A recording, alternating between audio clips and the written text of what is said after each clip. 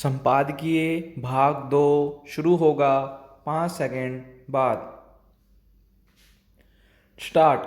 अभी हाल में बिहार विश्वविद्यालय सेवा आयोग ने बिहार में 4,500 से ऊपर सहायक प्राध्यापकों की भर्ती के लिए अधिसूचना जारी की है। पूर्ण विराम। उसमें मैथिली भाषा के लिए 43 अंगिका के लिए 4 और भोजपुरी के लिए महज 2 सीटों पर आवेदन मांगे गए हैं। भोजपुरी न सिर्फ बिहार की सबसे बड़ी भाषा है, बल्कि यह हिंदी की भी सबसे बड़ी सहभाषा है। पूर्ण विराम। भोजपुरी को पूरी दुनिया में 20 करोड़ से अधिक लोग बोलते हैं।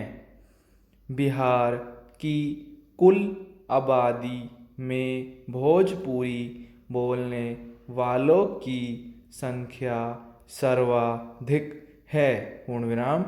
ऐसी पृष्ठभूमि में भोजपुरी को लेकर चिंताएं गहरी होती जा रही हैं। पूर्ण विराम। मॉरिशस सरकार ने 2011 में भोजपुरी भाषा को मान्यता देते हुए वहाँ के सभी 250 सरकारी हाई स्कूलों में इसके पठन पाठन की व्यवस्था की है। पूर्ण विराम। मॉरिशस सरकार की पहल पर ही 160 और देशों के समर्थन से भोजपुरी गीत गायनी को दिसंबर 2016 से विश्व सांस्कृतिक विरासत का दर्जा यूनेस्को द्वारा दिया गया है। पूर्ण विराम।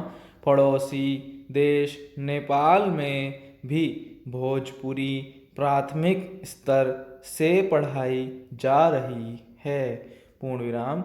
लेकिन यह आश्चर्य का विषय है कि इतने बड़े जन समुदाय की भाषा भोजपुरी की उच्च शिक्षा के लिए बिहार के विश्वविद्यालयों महाविद्यालयों में पढ़ाने की जिम्मेदारी सिर्फ 2 सहायक प्राध्यापकों की होगी।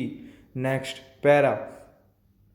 बीते दिनों केंद्र की मौजूदा सरकार ने जिस राष्ट्रीय शिक्षा नीति को मंजूरी दी है, उसमें 5वीं कक्षा तक मातृभाषा में पढ़ाई का माध्यम रखने की बात कही गई है। पूर्ण विराम।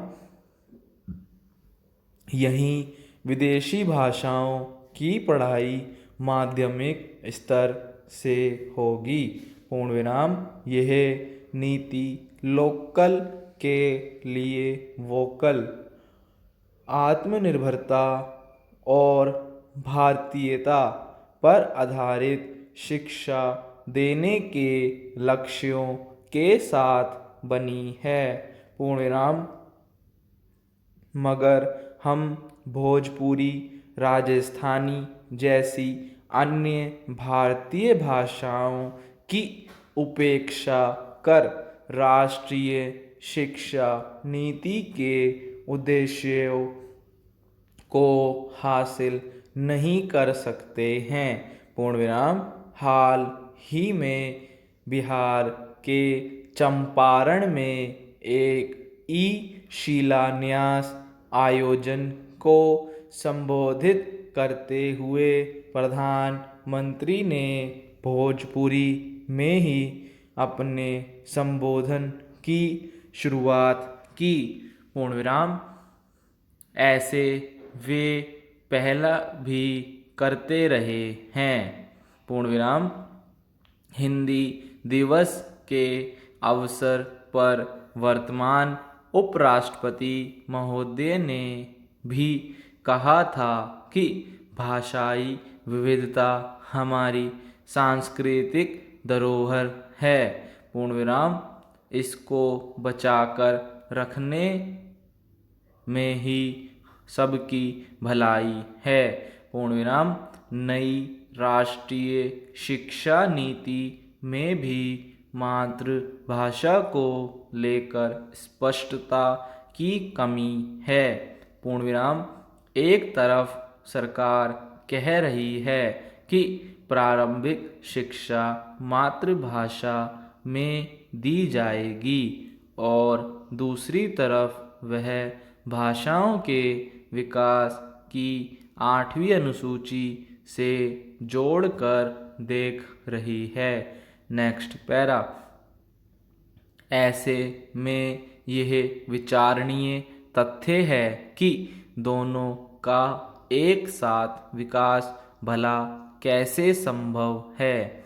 मातृभाषा अगर 8वीं अनुसूची के आधार पर तय होने लगेगी तो उन भाषाओं के साथ छल और गहरा हो जाएगा जो केवल राजनीतिक इच्छा शक्ति की कमी और उपेक्षा के कारण अभी तक 8वीं अनुसूची में शामिल नहीं की गई है। पूर्ण विराम। महात्मा गांधी जानते थे कि मातृभाषा का स्थान कोई दूसरी भाषा नहीं ले सकती है। पूर्ण विराम। यह दुर्भाग्यपूर्ण है कि अपने मूल परिवेश में ही भोजपुरी भारत सरकार की उपेक्षा की शिकार है। पूर्ण विराम।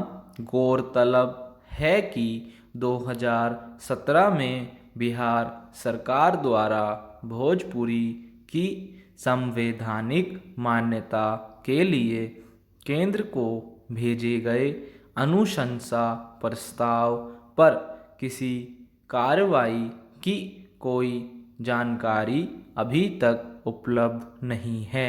पूर्ण विराम। यह बेहद चिंताजनक है। Next para.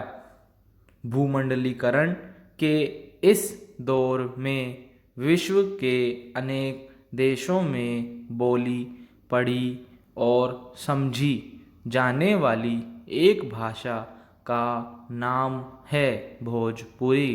पूर्ण विराम। भाषा वैज्ञानिक प्रोफेसर G.N.